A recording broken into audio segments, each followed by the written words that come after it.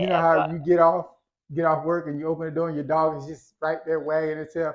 I mean, my wife she's very much like that, but I do love the fact that my wife, I know that I have to, um, I can't just come in the house and just throw and, take my work clothes off and then do something else. I have to stop, pause, and show her that affection. And I know she loves it.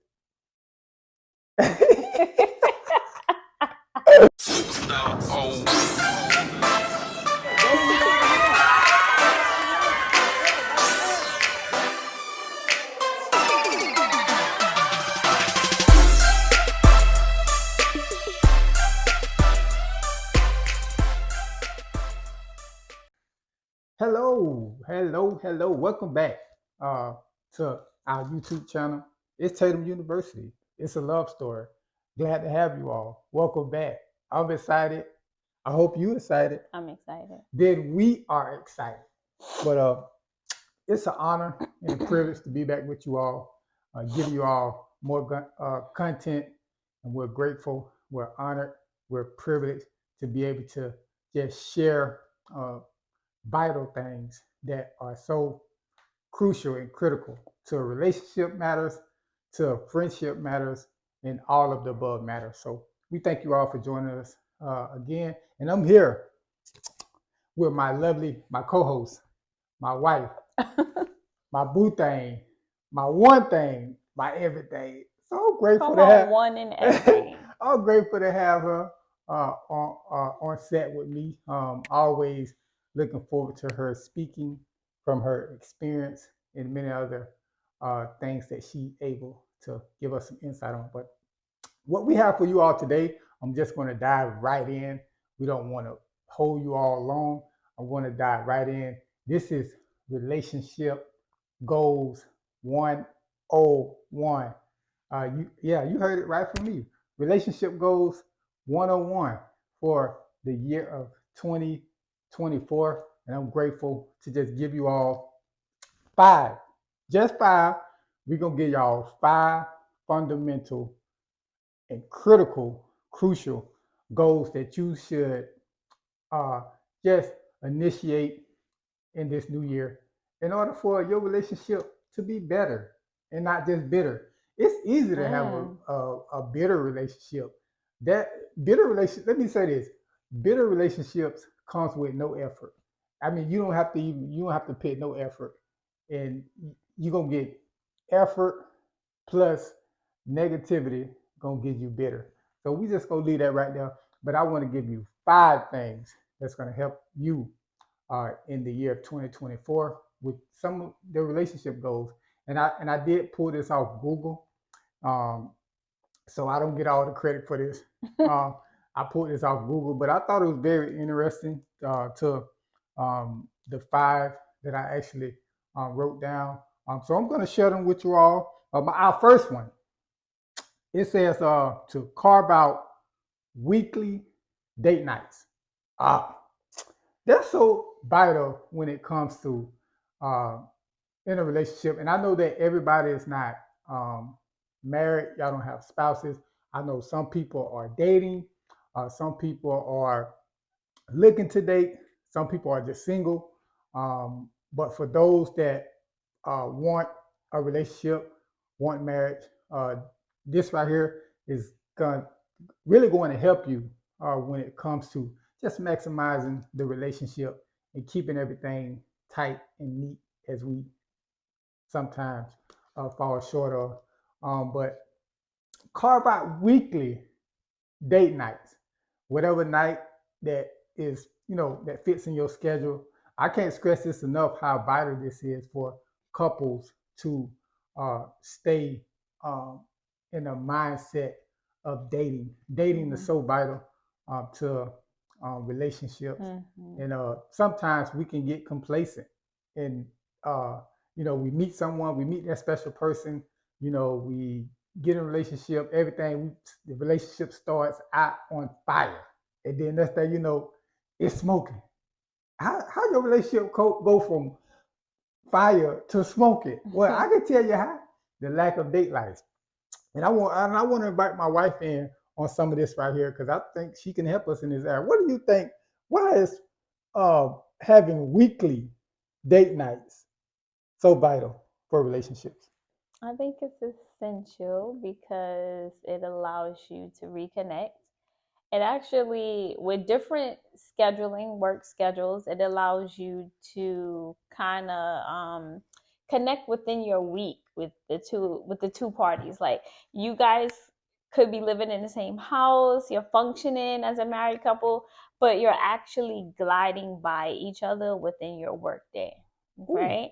So going on a date weekly allows you to actually maybe sit, depending where you're going, maybe sit down and actually discuss the jeopardy of your week, and you guys have that conversation where you're understanding and you're still connecting with your partner. It also spices up your life, ooh, puts a little spice in your life. okay. It also renews the passion and the fun that you had when you were dating. And there you have it from Dr. AD. Yeah, just and just to piggyback on what I something that I heard so vital in what she was sharing with us. Um, some people live in the same household, Mm. but there are very minimum amount of times that they have for each other. And date nights is one of those things that we can kind of incorporate in our relationship to help it thrive and not just survive. So we're grateful for that. Two, make a 5 year plan. Me and my wife, we're newlyweds. We're 4 months of marriage. Can you believe it? Faux helmets. Faux helmets. But we are 4 months into this marriage, and one of the things that I set out to do personally for the relationship is really kind of orchestrate a 5 year plan, structure a 5 year plan that whether that we can move forward together in this relationship, and that 5 year plan it can really consist of a lot of things that you actually want to do in a relationship, whether it's just traveling, whether it's just other curricular activities that you just want to do in the relationship, vacation, things of that nature, um, buying a house. That's Mm-hmm. one of our things that we want to incorporate in our Mm-hmm. 5 year plan.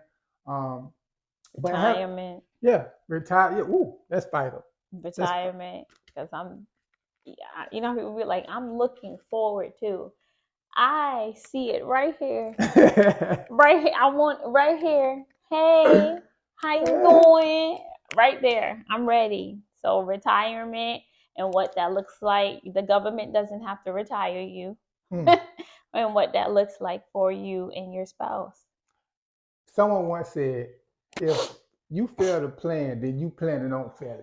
So Come on now. we're definitely not going to be so routine in our planning that we miss out on the benefits of retiring and having a comfortable retirement. So we're grateful for that, having that 5 year plan, so vital for relationships, marriages, even if you're looking forward to getting into a relationship with somebody, Mm-hmm.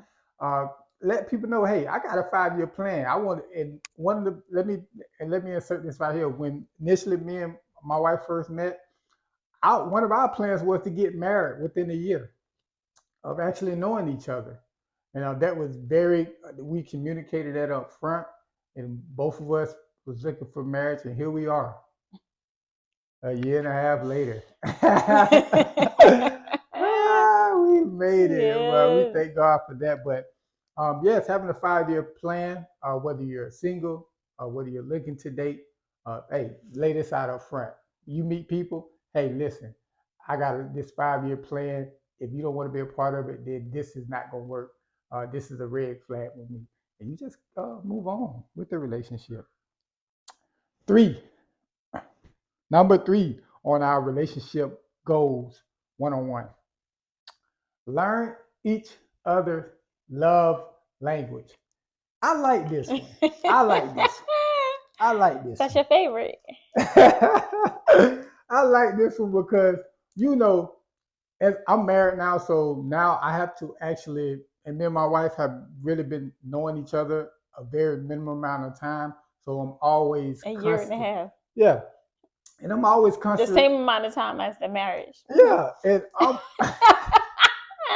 and I'm always learning new things about her, whether they are very detailed, very generic, but it's new to me, and I'm always in awe that you can know a person 5, 10, 20 years and still not know enough about them. Mm-hmm. People are changing, the culture is changing, the world is changing, and so when you're dealing with that type of climax, uh, you don't know what to expect. Our desires change, our goals change, and just knowing your significant other, your spouse, knowing their love language is so vital. One of the things that one of my wife's love language, she just, she loves cuddling.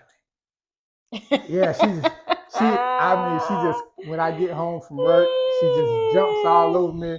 It's a lot of you, for you all who have pets and animals and stuff of that nature, especially No, he's particular dogs. You know not. how you get off work and you open the door and your dog is just right there wagging its tail.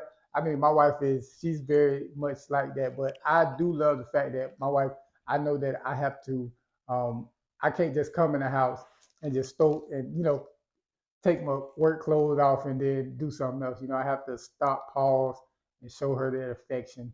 And I know she loves it.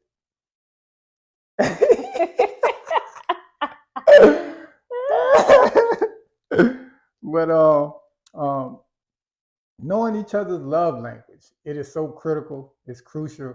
It's vital to know your partner, your significant other, your spouse's love language. And all of our love, one thing I learned about love language, everybody has different ones.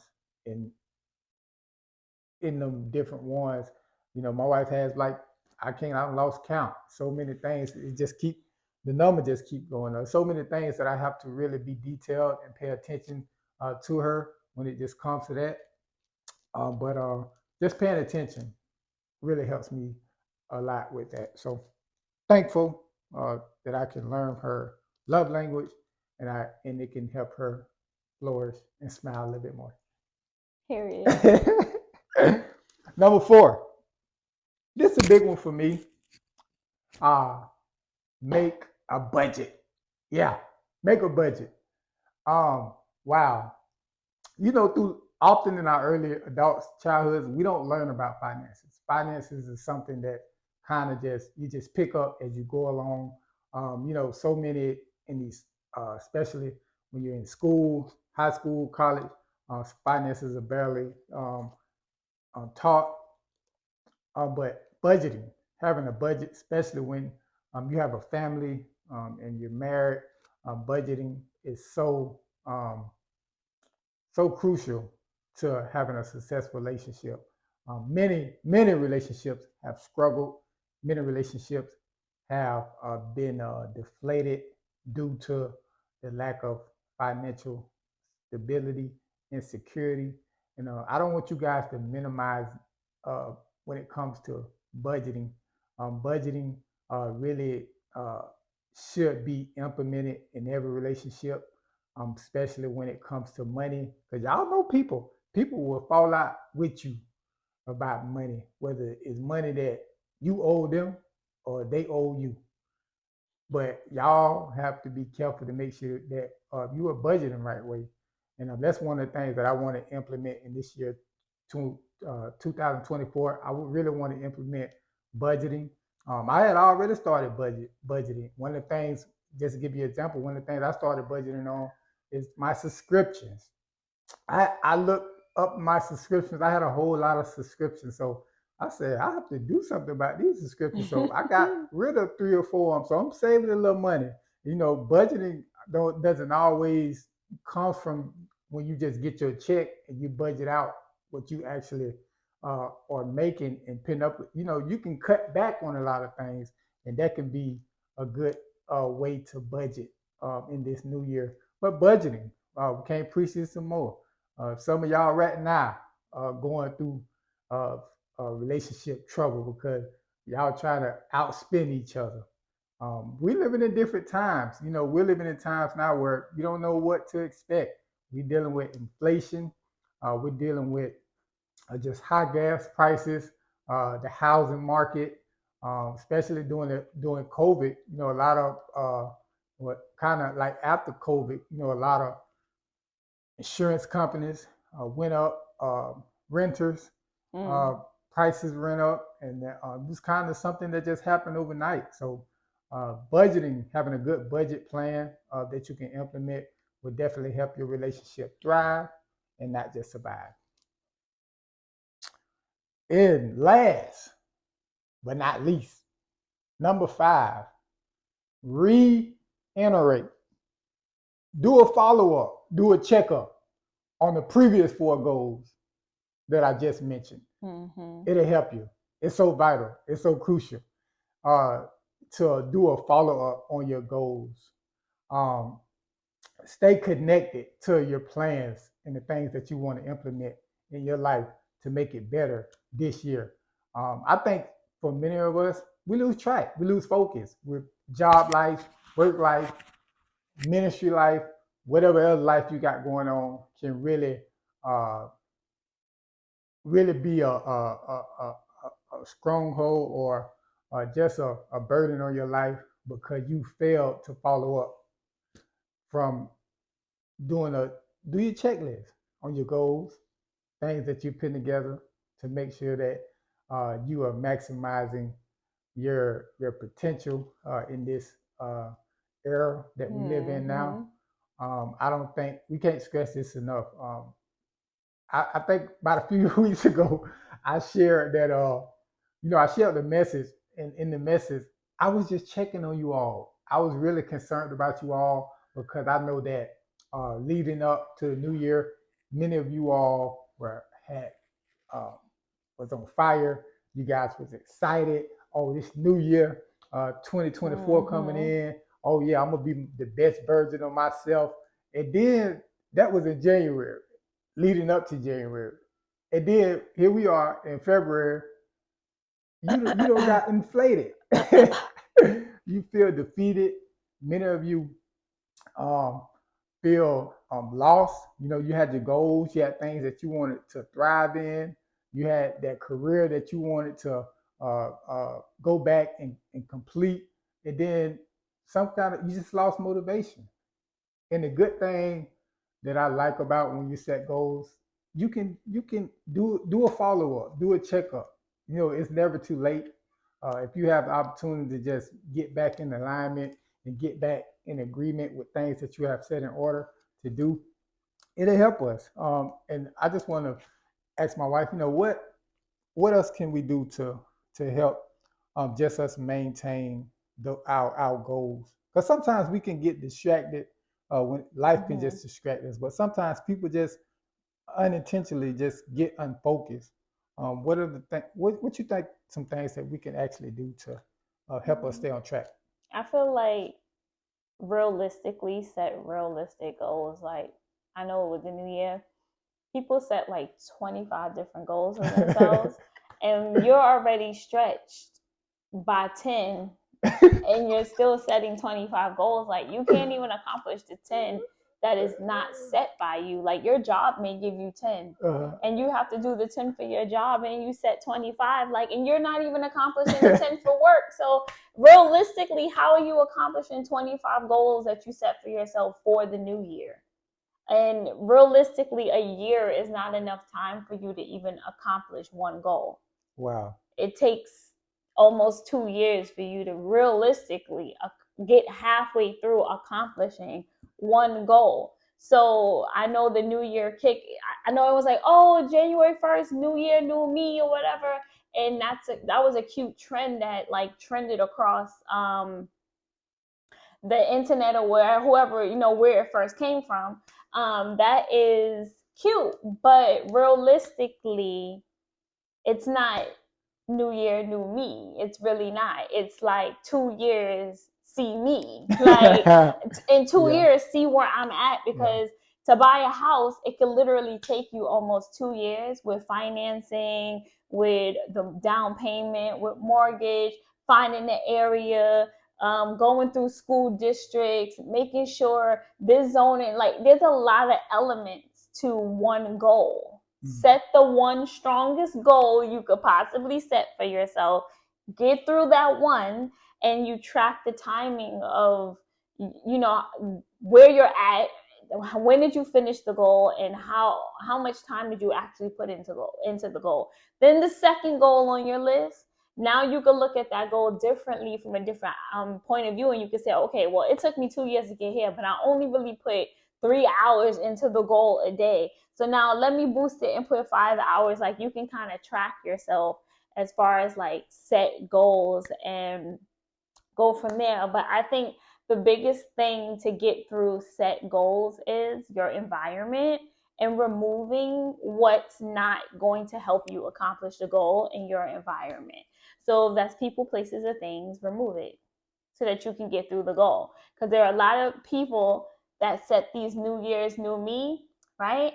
And they tell themselves while they're in the club and the ball is dropping in the screen in the club, because I've been there. It's in the screen in the club, and they're like, okay, the ball's about to drop, and they stop playing the music.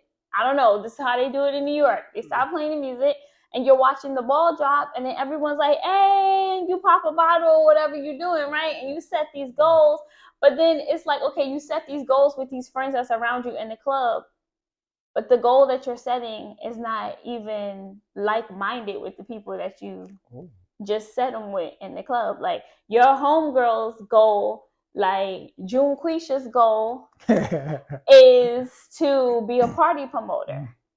2024, she want to be up in every club. She want to own the club life.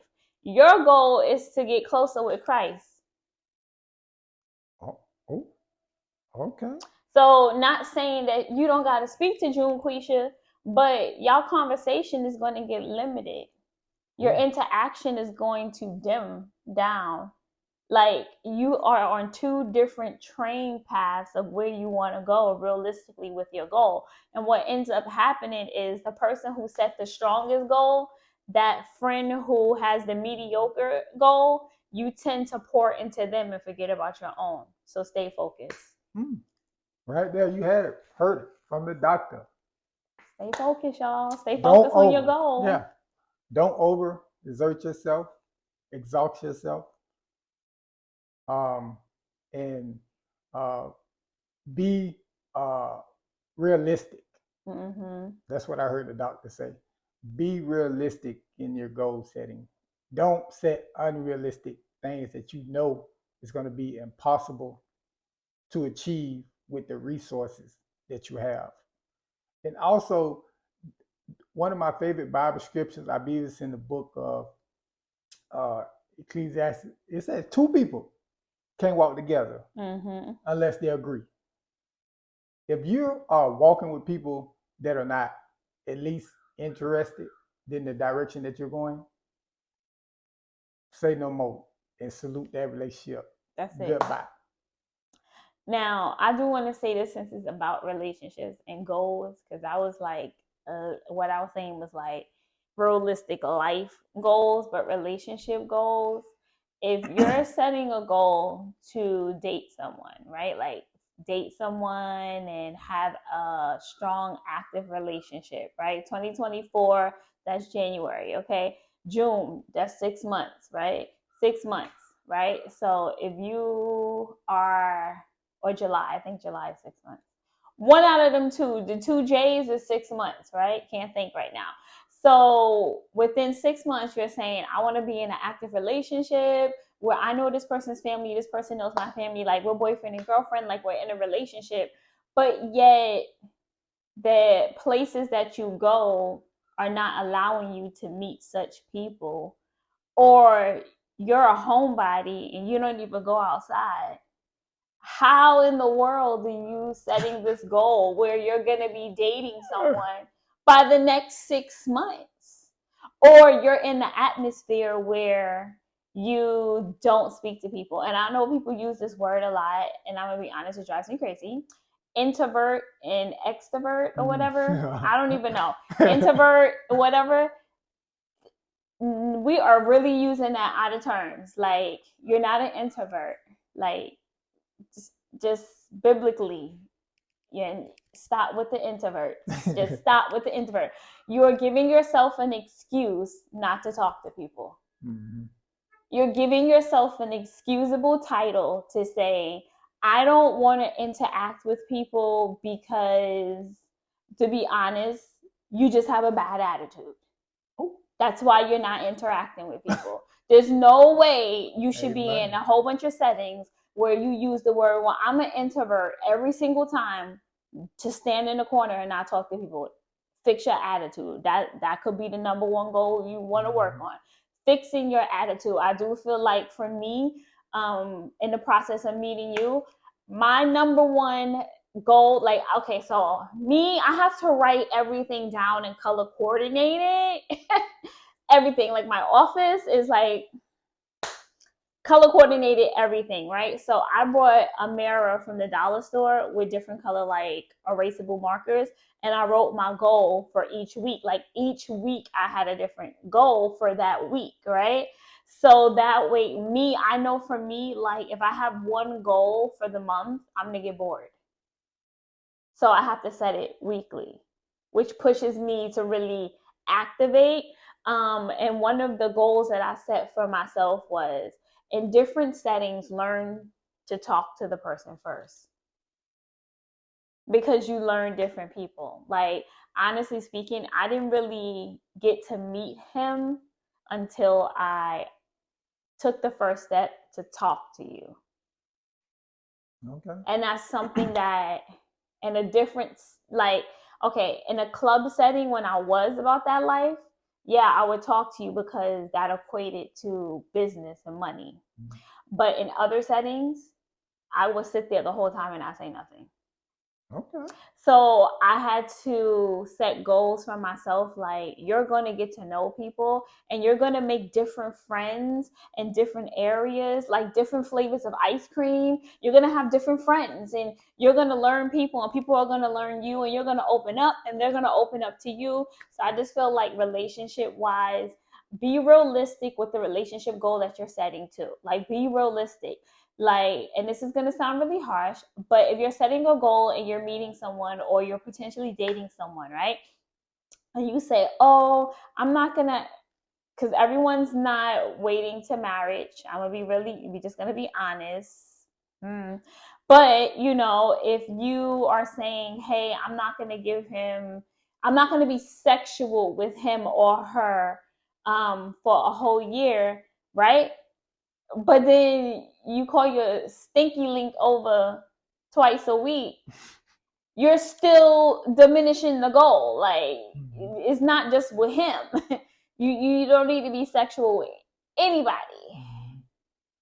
So I just feel like, again, realistic goals and goals that you can accomplish, and be honest with the goals and the people that are attached to the goals. All right, there you heard it from the doctor. Yeah. And that was it for me. Yeah, and hey, y'all make yourself available. If you're single, looking to be in a relationship, you got to make yourself available to people. Being an introvert, extrovert, being out there. That's the word, extrovert, right? Yeah. I don't know which one means what. I don't know which one means what. One means you're too talkative, and one means So I don't know which one to catch you with. But neither one of them is real in my eyes. So go ahead. But we thank you all for being with us today. Yes. This is Tatum University. It's a love story. Go follow our channel. Be mindful just to like it, to share it, invite somebody in. Comment. And subscribe. Yeah, subscribe to, and comment. You never know, that goal that you set relationship wise, you might meet him or her in the comments. Now, listen, if y'all meet somebody in these comments and it don't work out the way you want it to work out, don't come back to me. Don't say nothing to me. Don't blame me. I just told you to be more proactive with the comments. Yep. All right. Well, we thank you all. We hope you all enjoy the rest of your day, your evening, wherever you may be. And we'll see you all next time right here. on Tatum University. It's a love story. It's a love story.